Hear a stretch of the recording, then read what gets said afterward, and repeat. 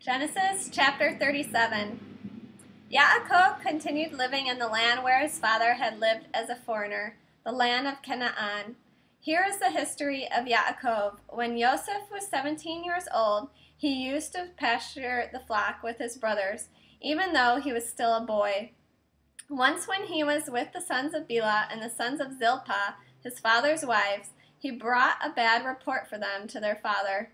Now Israel loved Joseph the most of all his children, because he was the son of his old age, and he made him a long-sleeved robe.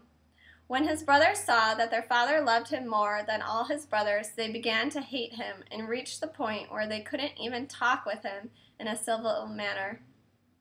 Joseph had a dream which he told his brothers, and that made them hate him all the more. He said to them, "Listen while I tell you about this dream of mine. We were tying up bundles of wheat in the field, when suddenly my bundle got up by itself and stood upright.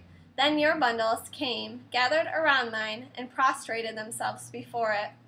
His brothers retorted, "Yes, you will certainly be our king. You'll do a great job of bossing us around."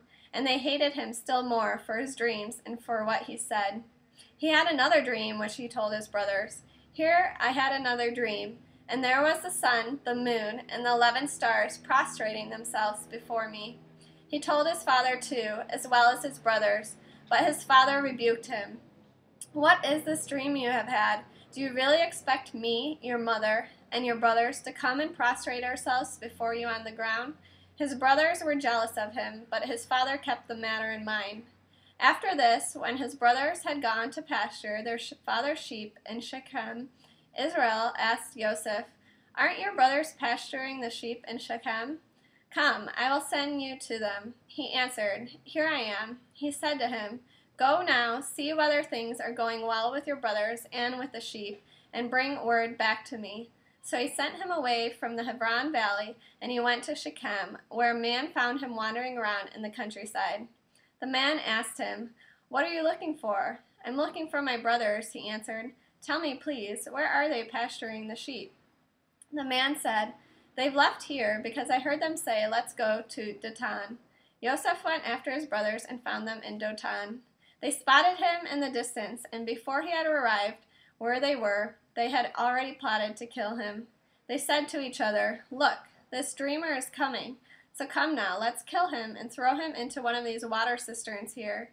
Then we'll say some wild animal devoured him. We'll see then what becomes of his dreams." But when Reuben heard this, he saved him from being destroyed by them. He said, "We shouldn't take his life." "Don't shed blood," Reuben added. "Throw him into this cistern here in the wilds, but don't lay hands on him yourselves." He intended to rescue him from them later and restore him to his father. So it was that when Joseph arrived to be with his brothers, they stripped off his robe, the long-sleeved robe he was wearing, and took him and threw him into the cistern. The cistern was empty, without any water in it. Then they sat down to eat their meal, but as they looked up, they saw in front of them a caravan of Ishmaelim coming from Gilad, their camels loaded with aromatic gum, healing resin, and opium, on their way down to Egypt. Yehudah said to his brothers, "What advantage is it to us if we kill our brother and cover up his blood? Come, let's sell him to the Ishmaelim, instead of putting him to death with our own hands. After all, he is our brother, our own flesh." His brothers paid attention to him, so when the Midianite merchants passed by, they drew and lifted Joseph up out of the cistern and sold him for 1/2 pound of silver shekels to the Ishmaelim, who took Joseph on to Egypt. Reuben returned to the cistern, and upon seeing that Joseph wasn't in it, tore his clothes in mourning. He returned to his brothers and said, "The boy isn't there. Where can I go now?" They took Joseph's robe, killed a male goat, and dipped the robe in the blood.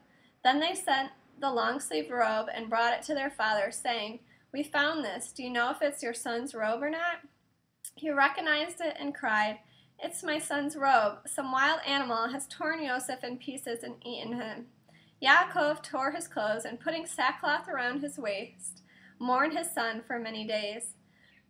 Though all his sons and daughters tried to comfort him, he refused all consolation, saying, "No, I will go down to the grave to my son mourning." And his father wept for him. In Egypt, the Minyaim sold Joseph to Potiphar, one of Pharaoh's officials, a captain of the guard.